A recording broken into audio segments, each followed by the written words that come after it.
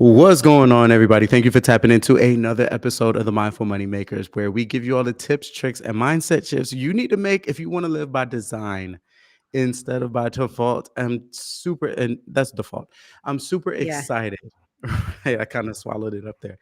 I'm super excited to be introducing you to this individual. I've been following her for a while, and I have to say that I'm thoroughly inspired and motivated by her consistency and her authenticity and her commitment to bringing out the best in the people that she works with. She's Mm, definitely had a positive influence on me, and so I'm happy to be able to give her her flowers and introduce her to the people that I know and love, and hopefully connections happen and sparks fly. Today, we're talking to Jaya Rose, who is the creator of the Being Well paid method and sensitive baddie, a movement for energy sensitive entrepreneurs who want to grow to six figures and beyond without burnout or over giving. And I love that last part too. Yeah, mhm. clock that. Let's clock that last part because a lot of us feel, and I know that I'm probably the poster child, that if we want to have Mm, successful businesses, we need to give all of ourselves, our time, our energy, our attention, yeah. everything that we possibly can. And a lot of times it turns out to be free, especially when you're a content creator like us. So I'm excited for our conversation to see Mhm. exactly where it goes. But before we jump in, how we doing today, Jaya? Yeah. Doing very well. It's a Saturday, so this is, like, not my normal work day. It's kinda fun to be in, like, regular life and then tap in, so I'm liking the energy.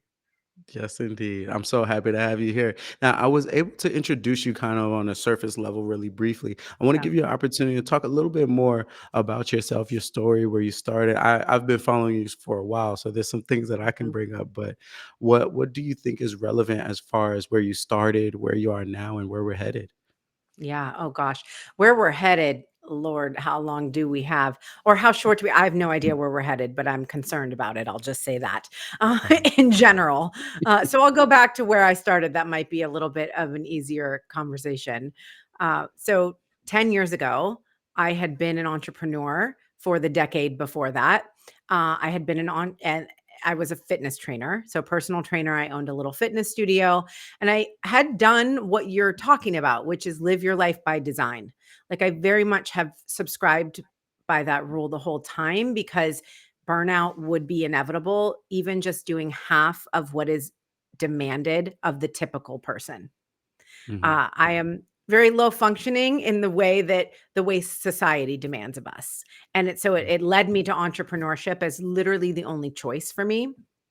And so that I feel very grateful for because I didn't have to do the whole 9 to 5 path and then get out of it. It was very natural for me to find the online space 10 years ago, and the thing that wasn't natural was to explore, what do I actually want? I think it's really easy to just play small. Like for me anyway, like my story very much was that I did what I did because I could do it. I had a small fitness studio. I saw enough clients to make enough money. $30,000 a year at the time. I don't know how I lived on that as a single mom, but it was fine. It was like I didn't want for more, but I also had no security, no retirement, no elevating my life. And it was when I found the online space and saw women like me who were moms, who maybe didn't have a doctorate degree, to prove her worth for success. And I was like, oh, maybe I could do it. And so I started creating a vision for myself and for my life that I didn't ever think was possible because of my sensitivity, because of my neurodivergence. And I remember that phase so well as being something that, how you always hear the like, that was the moment, like Yeah, the yeah. most life-changing thing ever. And there really were a number of those moments. And the thing that stands out is creating this vision for like, who do I actually want to be? Hmm. And what am I capable of? What is my potential? Hmm. And when I was living under the radar, basically, like just flying under the radar, doing the minimum of what it took to live, I never asked those questions. And so the last 10 years have there's been a lot of different things. I We can go Mhm, into different parts of it, but the core of my story is that once I found the online space, it unlocked an understanding of how I could grow a six-figure or multiple six-figure business without the burnout, without the overgiving, which I always thought was required. mm, Right? And that's, mhm, where I've developed my being well paid method, and this is really around how to monetize your unique genius in the least time consuming way, but the most potent way. So it's not just mhm, about how can I just make money? I never think that way. And I really love the tenets of this podcast in particular, that mhm. I want to be of service and I want to do a good job and deliver. And I also don't want to do that on like 5 calls a day talking to people. Right, You know what I'm right. saying? Okay. Mhm. So that's the basis of the things. And it's so beautiful to have that mentality, and I know that it comes from experience, and I think while I'm on experience, this is my season of realizing that there is nothing more valuable than experience. People try to skip the Mm, ugly stages, try to skip the part of your story that you had to go through in order to come to the realization that, hey, yeah. one, I can do it, and two, it doesn't have to, I don't have to break my back to do it. Came from Mhm. breaking your back, and trying to do it, or Mhm. being dissatisfied with living under the radar. Yeah. There is a power and a magic in being courageous and, confident, not confident, but courageous enough to go through the ugly stage.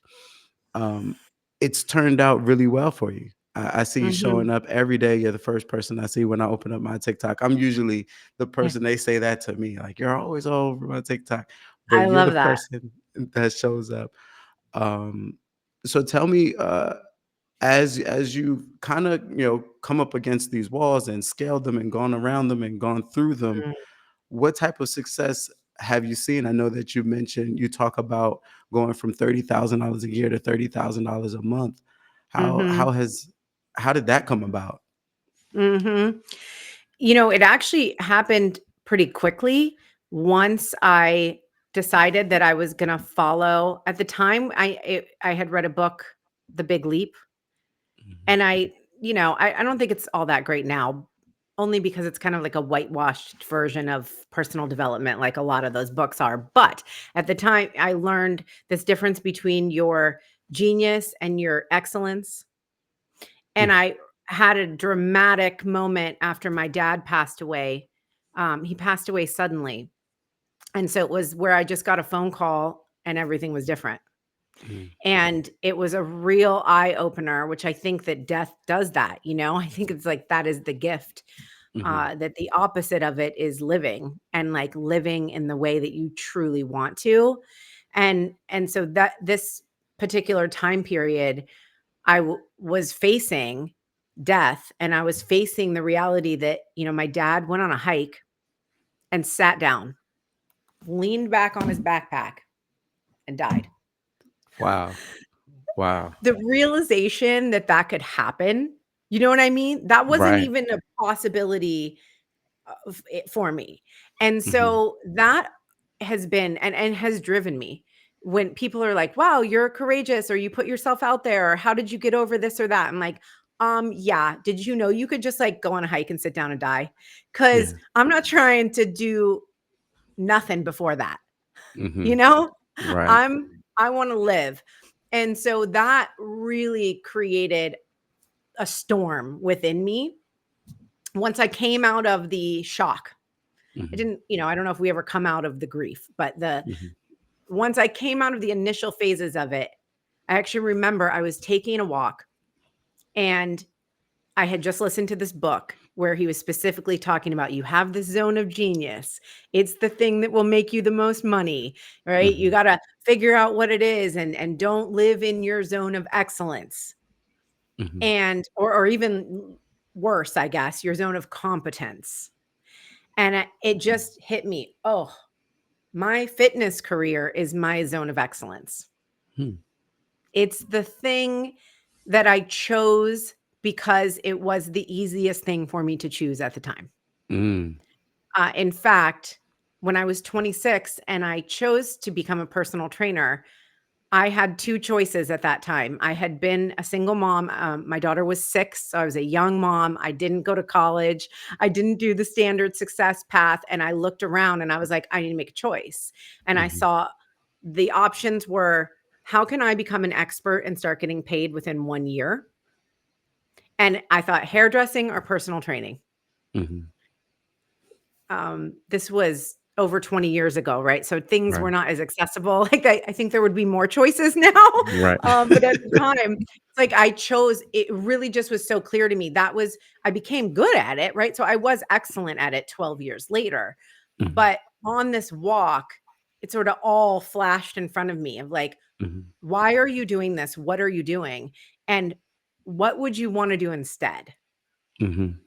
And I think that's where the fuck it, like, you could just die on a hike. I was like, Right, right, "No, right. really, like, what would you do instead if you weren't worried about how people would look at you or you even if you knew it would work? Like, what Mhm. would you do if you knew without a shadow of a doubt it would work?" Mhm. And I came home from that walk deciding that I wanted to start teaching video. Mhm. Because I had used so much video. Building my first year online was all fitness. I developed a membership and courses. I had probably made 500 videos at this point. And I was like, Mhm. that's my favorite thing I do is messaging and speaking to camera. I've realized I really love the marketing part. And Mhm. so I mapped out this program called Rock Your Videos, literally in a workbook. It was Yeah. everything came through at one time. Mhm. This was probably late June, okay? By the 4th of July, a week later, I threw everything away. All of the fitness, I had a membership maybe with 15 people in it. So all of the programs I had built, changed my Facebook group name and Mhm. did a live video. So at this time, Facebook Live had just launched, 2016, that summer. And I was like, this is really cool. Let me figure out how to use this. And so I did a Facebook Live telling all my friends and family, I'm switching careers basically. Here's what I'm going to be doing now. And that launched really my online business career, but that program is the program that scaled me to $150,000 in less than a year. I Wow. had my first like $25,000 month within 4 months. And I was Wow. like, "Hey, there's really something to this." Yeah, yeah, yeah, Right? no kidding. Yeah, there's really something to this. And I think that it was a culmination of multiple things, right? The Mhm. fuck it moment, the courage to do what I really wanted to do, the stepping into what felt more like a genius at the time. Um, and also just getting on trend that's early. Mhm. Like, it was the stroke of luck in some ways because Facebook Live, they always push in the algorithm when it's new, and so it Mhm. was hot, and then, of course, nobody knew how to use it, and I pioneered figuring out how to use it for business. Mm. And so I think if we were to look back, that's the recipe. Mhm. Right? The recipe is like, "Fuck it. I'm gonna go for what I really want. I'm gonna follow the spark. I'm gonna do it anyway, even if it doesn't seem realistic, and I'm Mhm. gonna find something that is relevant to the moment. Like, how can I meet the moment?" That's smart Right. entrepreneurship anyway. I And so I've done many things since then, but I found the formula. The formula is sell something people want and put it into a group form so that you're not hogging up all your time talking to people one on one. right. And that's the secret sauce. That's the secret sauce Yeah. right there. Because a lot of people jump in and they're like, "Yeah, I have to impact people. I mean, I need to talk to people." Is one-on-one at least an initial step, Yes. or do you just jump straight into group work? I think it depends on your expertise. For example, I've had clients who were therapists and they had done a lot of one on one work and then they were formulating their own methodology, which is something I help my clients do. And so for them, they could go right into holding space for larger amounts of people in an ethical way. But if, like, a different example, if somebody's just becoming a coach, I will always say, do one-on-one, of course. There are phases to scaling. In my membership, I teach 3 offers, and the first one is called a breakthrough offer, and it's the what I recommend every coach or consultant have is this lower cost 1 hour or 90-minute breakthrough session that people will pay more for because you're offering like a direct tangible result. Mhm. So for example, right now I have a messaging power hour, and it's not just, oh, buy an hour with me, right? It's not just pick my brain. It's uh, I have deliverables. I'm going to help you clarify your niche. I'm going to help you create your message, create your method, and a marketing plan that you can take. So people aren't thinking, oh, it's the time I'm paying for. They're thinking, oh, it's the result I'm paying for. So I charge $497 for that, which in all accounts, I think making $500 an hour is really great. But I So believe it's totally worth it, and I have plenty of evidence that it is. So that's an example of a breakthrough session and a way to work one-on-one. I mean, I still do that. I still do one-on-one in my practice. I just do it how many I want a week, which is like 3. totally taking the power back. I love that. Yeah. So they're really exclusive. I love this theme of having the boundaries, setting the stage. I'm all about living by design instead of by default, right? So you get to choose what your life looks like, where your energy goes, who you work with, Yeah. how you work. But a lot of people have a hard time, I think, coming out of employment where you kind of just take Mm, what you can get. Right. And now yeah. you're in entrepreneurship, and so much of it is reliant on you showing up and doing the thing that I think you're even more likely as an entrepreneur to just take any client, maybe give Yeah. discounts, all types of things. How do you stay so strong in this idea and this confidence that no, I'm not taking your money, like go somewhere else. Mhm. I'm not Right, because working it's right like, how now. do you Like, balance it? And almost mhm. is it like a fantasy world to just say, "No, these are my standards, now everybody meet them." Right? Right, right. That's Yeah. what I hear you saying. Yeah, so, it goes in phases, and I think it's an important question because you can look at my story and I can give you advice, but my advice is always going to be from the lived experience I have lived, right? Mhm. That I've already done. I'm 10 years into my online entrepreneurship journey, and so it might be easy for me to say that. Oh, no, ditch that client, do this or that. But what I would say is it is about standards. And so you might be, say, for example, someone quits their 9 to 5 and you need to be working, you need to be getting paid. You've got to create the standard for that moment. And so that might be okay, I'm going to take 10 clients for free. I would Mhm. recommend that. 10 clients for free with a beta offer that has a strong result. This would be the breakthrough offer that I just talked about. You're going to then position it to those people as a trade. So you're going to give them the service and they're going to give you a testimonial. Mhm. So you always got to have value exchange, I believe anyway, just to have a good energy around it. And so then you've got to be building a brand too. Like if you want to be an online entrepreneur, obviously you're doing videos, you're creating value for people, and then you have to use what you just did and get to the next phase, Mhm. right? And I think this is the problem for a lot of people is that there isn't a plan and there isn't like really it's just I think everyone needs a mentor. And I think if you're trying to figure it out yourself, you're always going to be making decisions based on where you are versus where you want to go. Where I can see where you wanna go, so I'm gonna help you make decisions to get there, right? And Right. so we package that and we don't just stay there. We don't go, "Oh, now we're working for free." We go, "Now we have 10 testimonials and we're gonna leverage those." So twice a week, I'm gonna make a video talking about my client doing my breakthrough session. We're gonna name it something catchy. So I call it my messaging power hour because you kinda know what that is, right? So just something Mhm. that's tangible, and then we're going to talk about the result they got, and then we're going to price it, yeah, that next phase or the next 10 we're going to sell it for 197. Mhm. Okay, and we're going to sell 10 more, and we're going to get people even more results, and then the next phase raise it up another 100, and so on. And so it's systematic with the goal of paying yourself more so you have more power, really more control. I really love that. I love, and I want to jump into the deep end in a second, but I think it is a really good segue from how your plan is so laid out. It's brick by brick. It's not Yeah. start at the top, make $1 million your first year, because that's how I got started in the coaching. I was just Uh, fresh off watching The Secret, and you speak it into existence. You yeah. imagine it. You say some affirmations and you're a millionaire just like that, right? So that Yeah. was my mindset at first.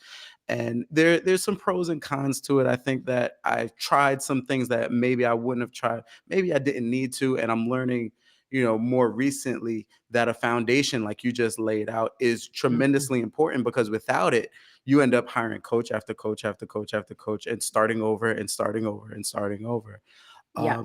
So one of my favorite things about you is, one, your social awareness. You're tremendously introspective and connected to people, is my perspective of you, right? Mhm. That in an industry that is supposed to be about personal development seems to be a lot more about making money than making an impact, right? So I want to kind of Yeah. speak into that, because I've seen you call them out. I've seen you call out the coaching industry, and I'm like, yo, Yeah. I'm seeing the same thing, but nobody's talking about it, right? Yeah. There's a lot of manipulative tactics, marketing strategies that aren't that ethical, but I see you as somebody that values and prioritizes integrity, authenticity, and Yeah. ethics. Talk to Yeah, me a for little sure. bit about that. Like, how do you balance business, brand, being attractive to as many people as possible, but still saying fuck Donald Trump? Yeah, yeah, yeah, yeah. I think especially saying that, Yeah. listen, I think that, number 1, how do I do it personally, I think is different than how do we do it as a Mhm. collective and or how do we do it as business people. So I'll just tell you how I do it personally. I mentioned briefly a neurodivergence. Part of what I have how this comment I keep seeing online, by the way, which is I love what's wrong with you. I keep seeing this Mhm. on TikToks and I fucking love that. Okay, so this is that moment y'all could say, I love whatever's Uh-huh. wrong with you. Yeah. And so I have justice sensitivity. It Mhm. actually irks me to my soul. Mhm. I can't take it. And so there's no like learned behavior around this for me. I also was raised by a feminist lesbian activist. Imagine that. Surprise, surprise. Um, and so it's been in the bones. I just believe in calling out things that are unjust. And I also understand my privilege. And Mhm. I understand that not everyone can do it and that not everyone can afford to do it. Because does it lose me followers? Does it lose me sales that I do posts like that where I'm like, literally wrote it on my mastermind sales page. Do not even apply if you're a Trump supporter. Mhm. You're not welcome in my space. You're not welcome in my membership, which I'm scaling, right? That's a Mhm. scalable offer. I could have 1,000 people in it, but I'm interested in creating a safe space for people who don't just look like me or don't just Mhm. have or for my mom who's the lesbian, right? Mhm. Like we have and so that's just who I am. But Mhm. I also do think that business people, okay? So my philosophy around business is called people first. And it's literally what it sounds like. It is the people Mhm. first. Are you prioritizing people or are you prioritizing profit? And Mhm. it's very simple. It's like the glasses that we look through. And I will always choose people first. And I I feel that it is more profitable Mhm. money. And I think that we live in a time where it's more and more acceptable to be politically active inside of business.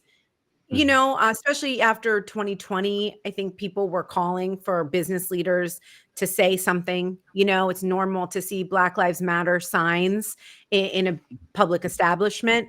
And so I just think that it's a no-brainer at this point.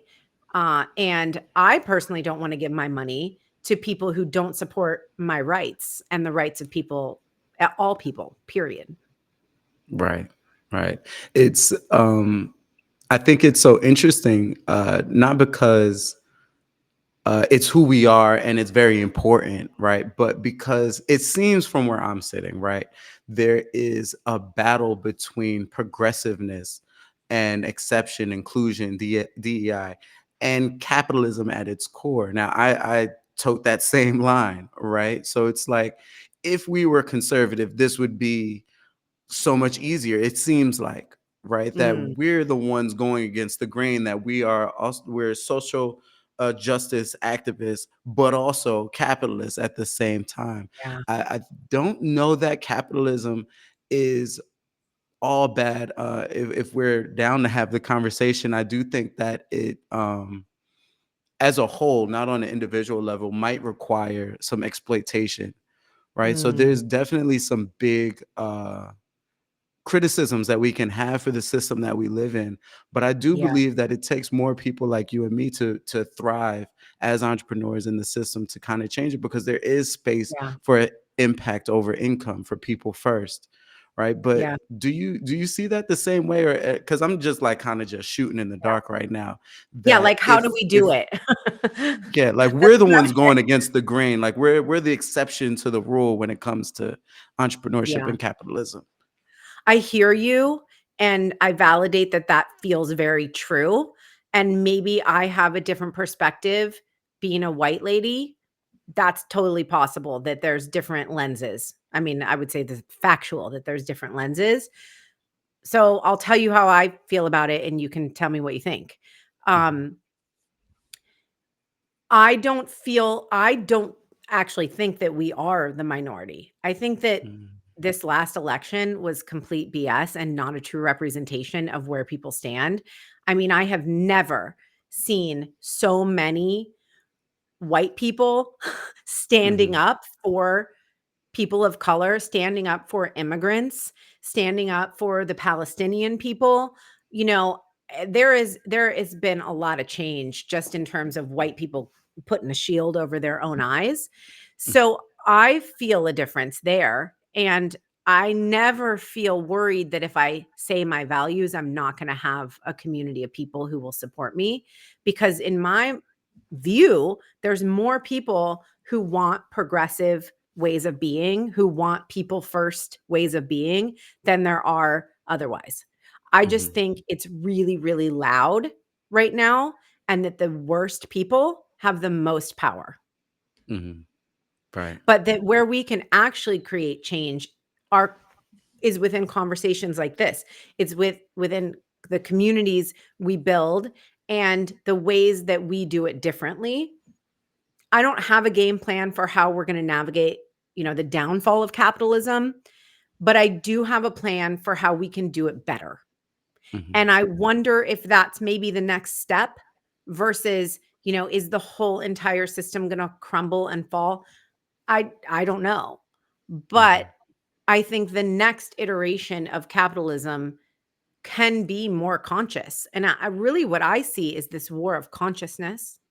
Mhm. What did Trump say the other day? Woke has died. He was gonna write a what he's gonna like sign an executive order or something. And it's like, dude, you're Right. so fucking pathetic. You're Right. so you are so afraid of how we think. And Mhm. so that's why, the work you do, this podcast, just thinking differently, being open minded. I mean, I literally just wrote a Facebook post about an hour ago where I was like, the most insecure, small minded, horrible, atrocious men have all the power. Imagine if the big hearted, expansive women had power. Mhm. And I'll include you in that. Like, we just Yeah, say, no. like, I'm here for it. Forget about for me. this scenario, right? And so, yeah, I don't think that we are swimming upstream as much Mhm. as you think we are. Mhm. I hope you're right. I sure Yeah. do. It's I do think that you're right. Before I move on to the next question, in the grand scheme of things, I think as an American population, I think you're absolutely right. But I think what Mhm. I'm talking about is specifically in the entrepreneurial space, because I was taken aback by, all the connections and the friends that I've made. I've started this podcast 4 years ago. Some of the first people that I interviewed, when things, started to bubble up, they turned out to all be Trump supporters. And there's like, you're the most spiritual, meditating, crystal, sage type of free spirit type of person that I've ever met. How did that turn into this? So I guess I'm just kind of like shooketh. And I'm like, yo, Yeah. who's who?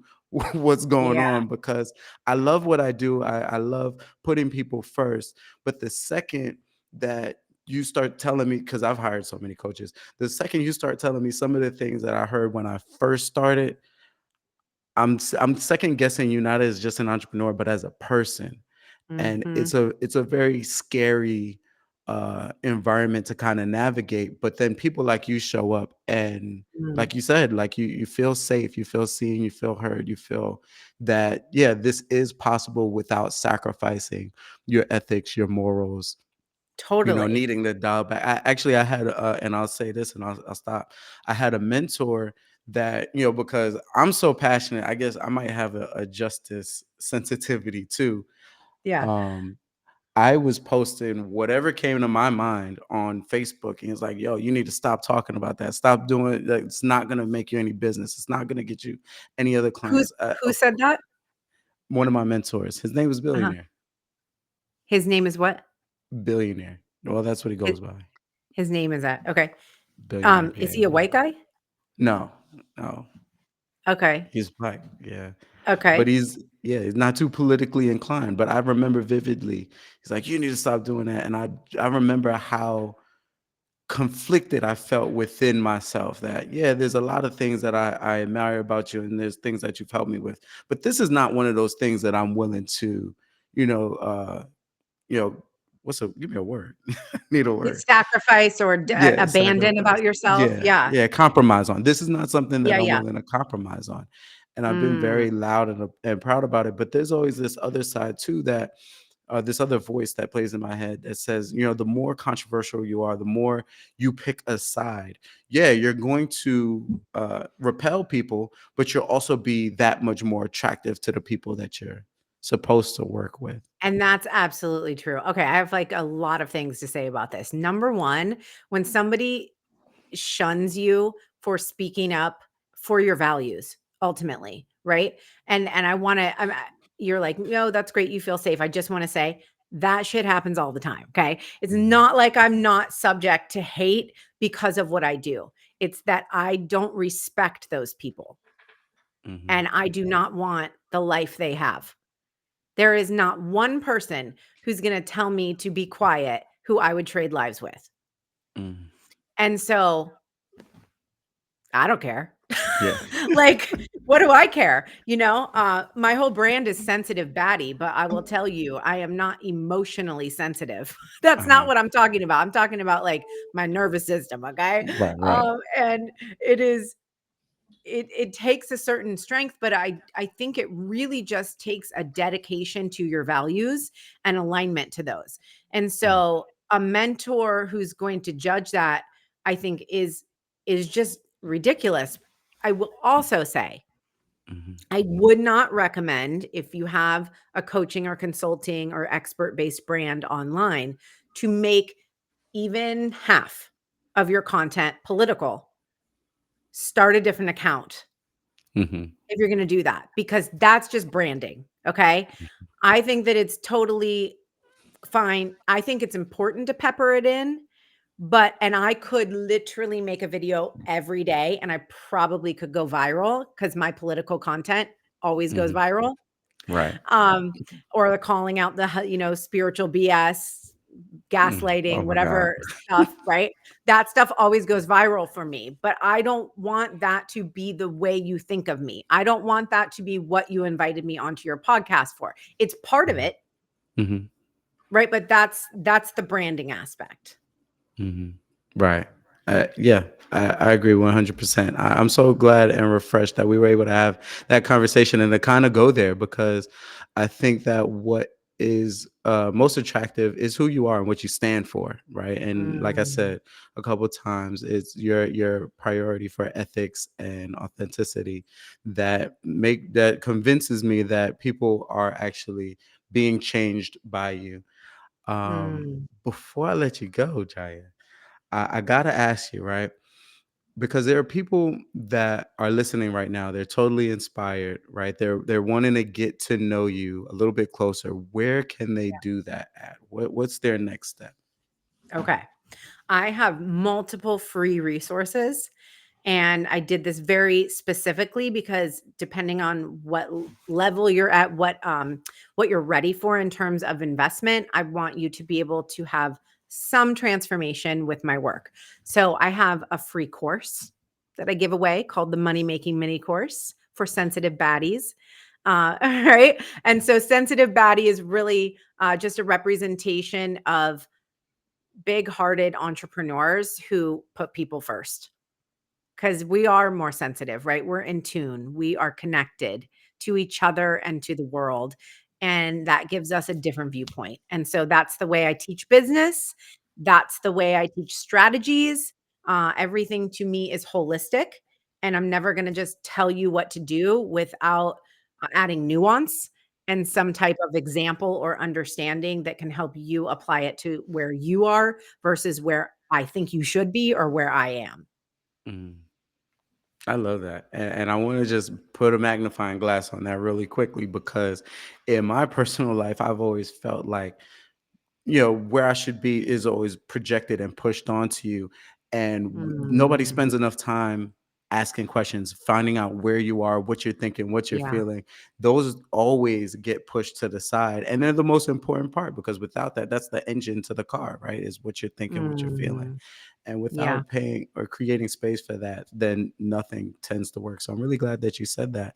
My last question for you, Jaya, is what can anybody do listening right now, a baby step to live a little bit more by design instead of by default? I think I'd play off of what you just said because what I'm hearing is that people don't take the time to figure out where you are. And so I think it's our responsibility to have that as a North Star for ourselves, that whether we hire a mentor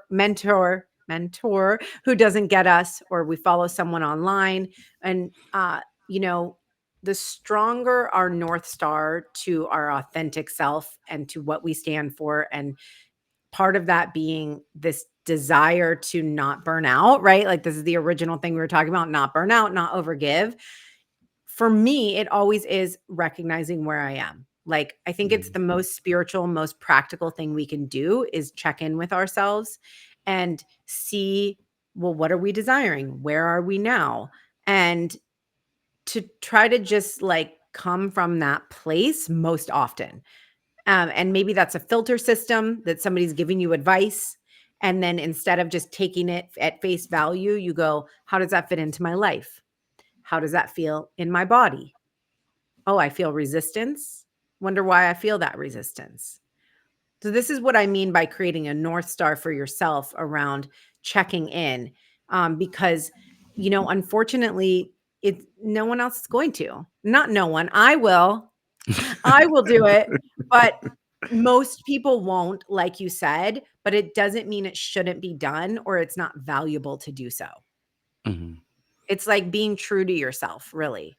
Right. That's what the whole sensitive baddie movement is around. It's like be so fucking true to yourself that you do repel everybody who doesn't align with your values and subsequently attract a lot more people who do. Let's do it. That was amazing. Oh my God. Thank you so much for spending some time with me. The gems that you dropped on this podcast are forever appreciated. We got to do it again. And to everybody listening right now, as always, love, be well, and don't forget to have the guts to follow your guts. Peace.